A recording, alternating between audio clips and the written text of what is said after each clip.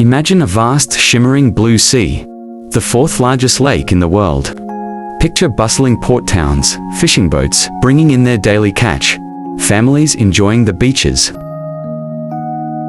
This was the Aral Sea, a vital lifeline for communities in Central Asia, nestled between Kazakhstan and Uzbekistan. For centuries, it provided sustenance, trade routes, and a unique ecosystem. But in the 1960s, everything changed. The Soviet Union, with its ambitious plans for agricultural expansion, decided to divert the two mighty rivers that fed the Aral Sea, the Amu Darya and the Sia Darya.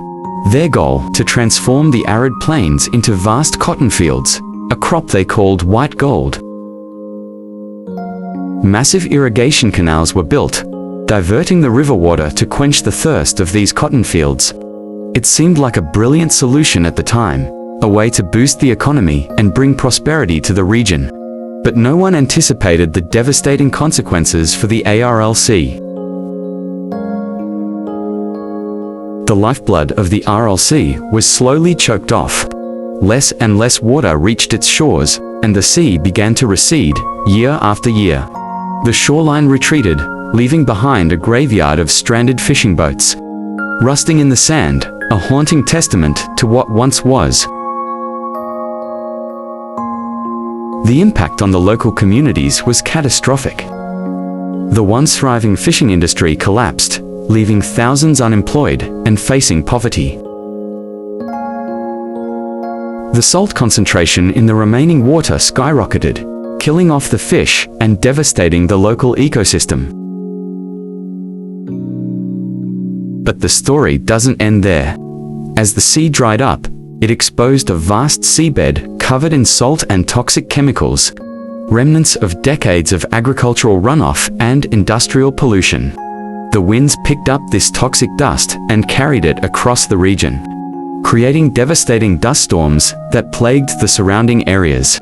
These storms brought with them a cocktail of pollutants, leading to a surge in respiratory illnesses, cancers, and other health problems among the local population. Today, the Aral Sea is a mere shadow of its former self. It has shrunk to a fraction of its original size, split into several smaller, isolated lakes. There have been some efforts to mitigate the damage.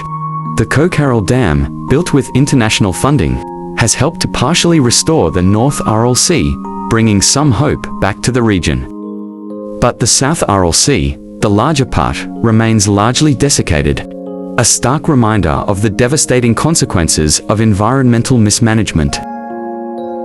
The story of the Aral Sea is a cautionary tale, a stark reminder of the delicate balance between human activity and the environment.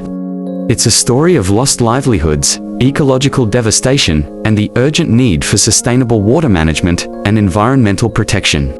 We must learn from this tragedy to prevent similar disasters from happening again. What do you think about the story of the Aral Sea? Let me know your thoughts in the comments below. And don't forget to like and subscribe for more stories like this. Thanks for watching.